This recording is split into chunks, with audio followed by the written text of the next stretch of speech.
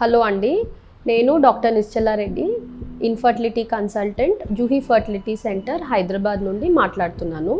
ఇప్పుడు మనం పీసీఓఎస్ అంటే ఏంటి, దీని గురించి కొంత మాట్లాడుకుందాము. పీసీఓఎస్ అంటే పాలిసిస్టిక్ ఓవేరియన్ సిండ్రోమ్ లేదా డిసీజ్.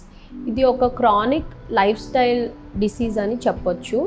అంటే మనకు హై బ్లడ్ ప్రెషర్ లేదా షుగర్ ఆర్ డయాబెటీస్ లాగా ఇది కూడా ఒక లైఫ్ స్టైల్ డిసీజ్.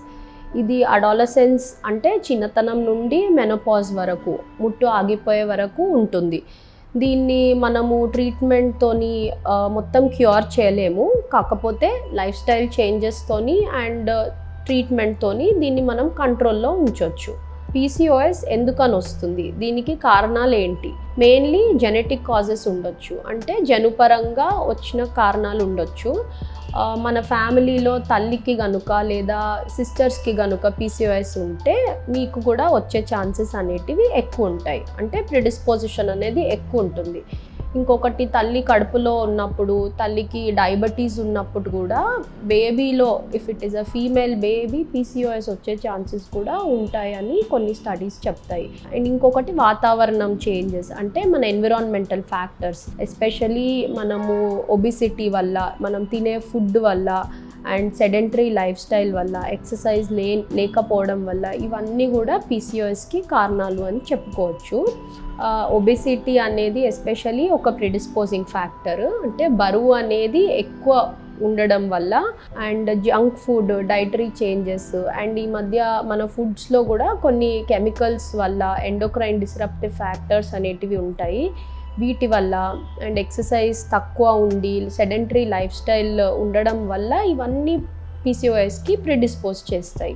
పీసీఓఎస్ వచ్చే ఛాన్సెస్ ఎక్కువ ఉంటాయి. ఈ పీసీఓఎస్ అనేది ఎట్లా ప్రజెంట్ చేస్తుంది? మనకు పీసీఓఎస్ వల్ల సిమ్టమ్స్ అనేవి మన ఏజ్ని బట్టి ఉంటాయి. అడాలసెంట్ అంటే చిన్నతనం నుండి మెనోపాజ్ వరకు సిమ్టమ్స్ అనేటివి డిఫరెంట్ ఉంటాయి. నేను మెయిన్లీ ఇప్పుడు రీప్రొడక్టివ్ ఏజ్ గ్రూప్, అంటే సంతానము అయ్యే ఏజ్ గ్రూప్, దాంట్లో పీసీఓఎస్ సిమ్టమ్స్ ఎట్లా ఉంటాయో వీటిని ఇప్పుడు డిస్కస్ చేస్తాను. నంబర్ 1, ఇరెగ్యులర్ పీరియడ్స్, అంటే నెలసరి కరెక్ట్గా రాకపోవడము, నెల రాకపోవడము, అండ్ ఎవ్రీ 2 months లేదా 3 months లేదా 4 months లేదా ఓన్లీ టాబ్లెట్స్ ఆర్ మెడికేషన్ వాడితేనే పీరియడ్స్ రావడము, ఇలా అవుతుంది. ఇది ఎందువలన అంటే పీసీఓఎస్లో ఎగ్ అనేది కరెక్ట్గా రిలీజ్ అవ్వదు, ఓవ్యులేషన్ లేకపోవడం వల్ల పీరియడ్ డిలే అవుతుంది. దీనివల్ల ఇరెగ్యులర్ సైకిల్స్ ఉంటాయి. నంబర్ 2, హైపర్ ఆండ్రోజెనిక్ ఫీచర్స్, అంటే మేల్ హార్మోన్స్ ఎక్కువ ఉంటాయి. దీనివల్ల కొన్ని సిమ్టమ్స్ లాగా మేనిఫెస్ట్ అవుతుంది. ఇవేంటి అంటే యాక్నే లేదా పింపుల్స్, మొక్క మీద మొటిమలు ఎక్కువ ఉండడం, లేదా అన్వాంటెడ్ ఎక్సెసివ్ ఫేషియల్ హెయిర్ ఉండడం, హిర్స్యూటిజం అంటే ఎక్సెసివ్ అన్వాంటెడ్ హెయిర్ ఉండడము ఫేస్ మీద లేకపోతే చిన్ మీద, ఇటువంటి సిమ్టమ్స్. మేల్ ప్యాటర్న్ బాల్డ్నెస్, అంటే స్కాల్పల్ హెయిర్ పోవడము, అకాంథోసిస్ నైగ్రికాన్స్ అంటాము, మెడలో లేదా ఆర్మ్పిట్స్లో బ్లాక్ డిస్కలరేషన్ అవ్వడము, ఇవన్నీ సిమ్టమ్స్ ఈ మేల్ హార్మోన్ ఎక్కువ ఉండడం వల్ల హైపర్ ఆండ్రోజెనిక్ సిమ్టమ్స్ అంటాము. థర్డ్ వచ్చేసి పీసీఓ మార్ఫాలజీ ఆన్ అల్ట్రాసౌండ్. మనము అల్ట్రాసౌండ్ స్కాన్ చేసినప్పుడు మనకు అండాశయాల్లో multiple follicles, excessive number of follicles అనేవి కనిపిస్తాయి. వీటిని పీసీఓ మార్ఫాలజీ అంటాం మనము.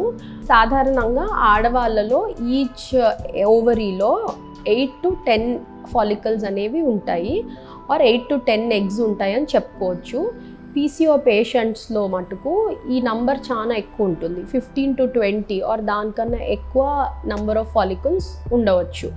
ఇన్ని మల్టిపుల్ నంబర్ ఆఫ్ ఫాలికల్స్ ఉండడం వల్ల ఏ ఫాలికల్ అనేది కరెక్ట్గా గ్రో అవ్వదు. సో గ్రో అవ్వకపోవడం వల్ల ఎగ్ అనేది రిలీజ్ అవ్వదు, and this is the main reason for infertility. ఇటువంటి పేషెంట్స్లో సంతానం లేమికి మెయిన్ కారణం ఇదే, ఎగ్ అనేది రిలీజ్ అవ్వదు. ఇప్పుడు మనం మాట్లాడుకున్న 3 సిమ్టమ్స్ ఆర్ మేనిఫెస్టేషన్స్ అందరిలో ఉండకపోవచ్చు. కొందరు పీసీఓ పేషెంట్స్లో పీరియడ్స్ రెగ్యులర్ ఉంటాయి, కాకపోతే హైపర్ ఆండ్రోజెనిక్ ఫీచర్స్ ఉండొచ్చు, అండ్ స్కాన్ చేసినప్పుడు పీసీఓ మార్ఫాలజీ కనిపించవచ్చు.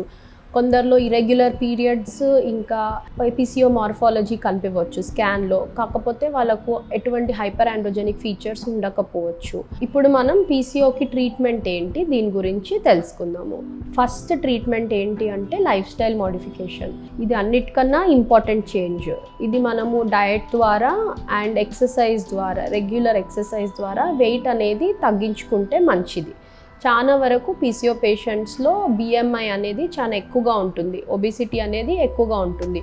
సో మనము ఆహారపు మార్పుల ద్వారా అండ్ రెగ్యులర్ ఎక్సర్సైజ్ ద్వారా అట్లీస్ట్ 10% మన వెయిట్ తగ్గించుకోగలిగితే ఇది మన పీరియడ్స్ రెగ్యులరైజ్ చేయడంలో, ఓవ్యులేషన్లో హెల్ప్ అవుతుంది. దీనివల్ల చాలా వరకు కన్సీవ్ అయ్యే ఛాన్సెస్ ఉంటాయి. దీనివల్ల కూడా అవ్వట్లేదు అంటే next thing is ovulation induction. అంటే ఎగ్ రిలీజ్ అవ్వడానికి, ఎగ్ విడుదల కోసము మనము బయట నుండి హెల్ప్ ఇవ్వచ్చు.